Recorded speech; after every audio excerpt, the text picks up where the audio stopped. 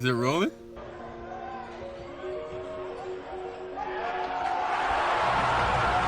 It's Kur Jockuch.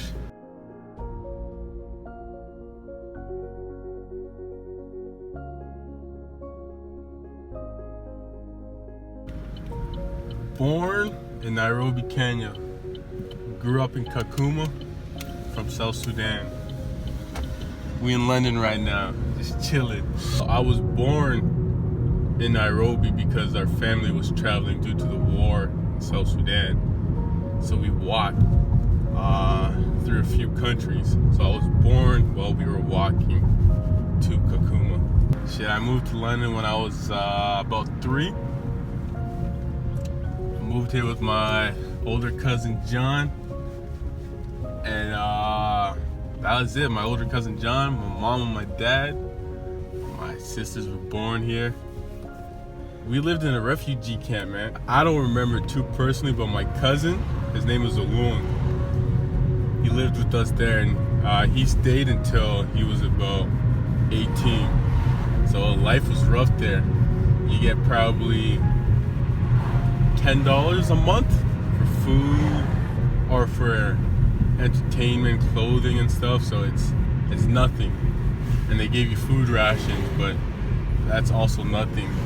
You're lucky if you could probably eat twice a day, if you learn how to manage it.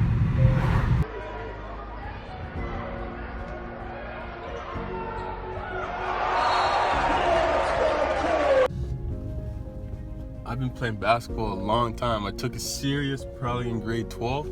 I was playing football all my life with my 2 best friends, Tommy and Willie. Yeah, I started taking it serious pretty late. Shout out my man Jackson. He's the one who introduced me to the prep school I went to. I went to LBA. I started playing for them in their 2nd year.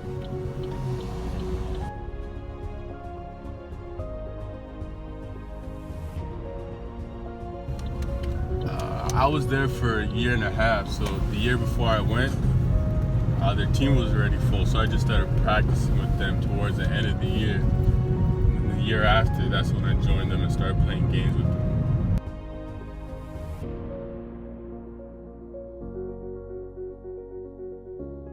It means a lot. It's just find a way out. If y'all don't really know me, I got a bunch of friends and stuff who didn't really get this opportunity, so I guess basketball is like, it was my way out. Not in a sense of I didn't have a way out, but I guess it was like the holy grail. Because going to school, we didn't have much money, so school probably would have been really expensive to pay for. Basketball helped me pay for it. Probably gonna help me later on in life as well. Basketball means a lot. Probably take care of my family, help me become a better person, help me meet new people, also help me explore the world and learn about myself.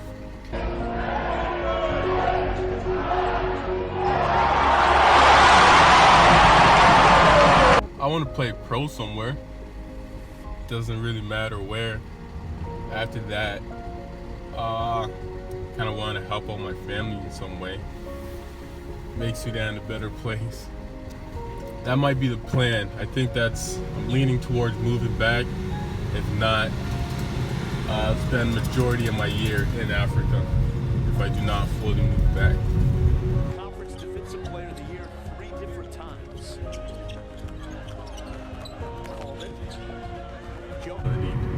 I'm doing everything I possibly can. Learning from people who come before me. It's not easy, but working out for 3 hours a day is a lot easier than working a 9 to 5.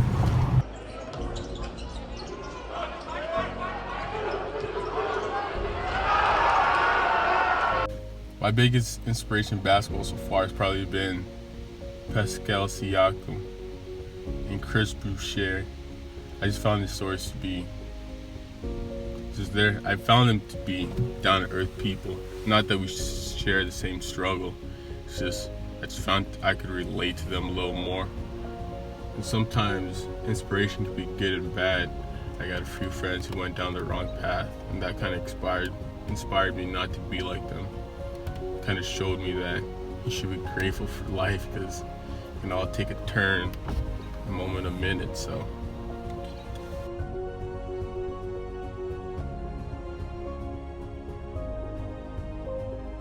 you just gotta prioritize what you want in life, or what actually makes you happy, because you'll find if you want to do something, you're gonna find the time to do it. If you want something done, you're gonna get it done. So let's say if you want to hang out with your friends, you're always gonna find some time. But for me, I've been able to just balance everything. I'm not a person who hangs out with a lot of people, so this COVID-19 stuff hasn't really affected me, because I'm probably still doing the same thing I'm doing if the band wasn't on.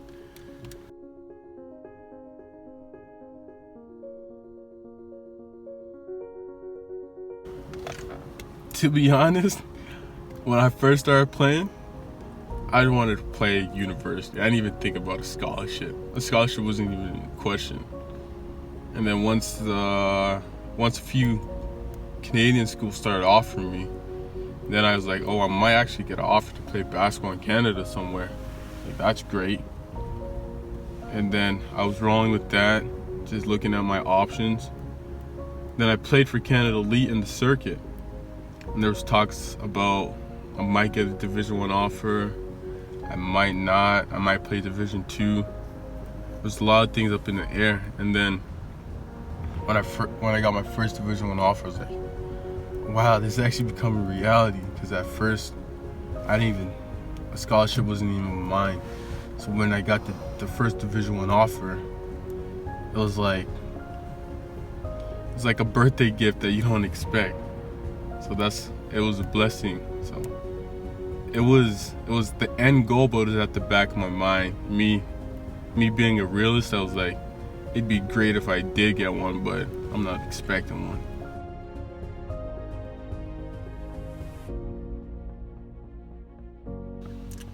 To be honest, when I was a kid, words used to mean a lot to me. But as I grow older, I had a lot of broken promises. People lied to me. And I'm not saying you should feel bad for me. I'm just saying I kind of lost the meaning of words. So when kids say they really want it, everyone says they want it. Everyone says they want to be a billionaire, but there's only a handful of billionaires in the world. Everyone says they want to go Division I, but there's only so many spots. So if you really want it, you're going to do whatever it takes, like an addict. If an addict really wants to get high, nothing's going to stop him. So if you really want something, nothing's going to stop you. If you say you really want it, you're gonna get it. And if you're not all in, you're just wasting your time. Because there's kids who actually want it and they're all in. Those kids will die for it. So it goes back to really wanting it. If you're not really gonna die for it, so what's the point of you going for it? Because there's some kids who are willing to put the life on it. So how are you gonna beat them if you're 1 foot in, 1 foot out? So if you really want it, you got to make sure you give up everything for it.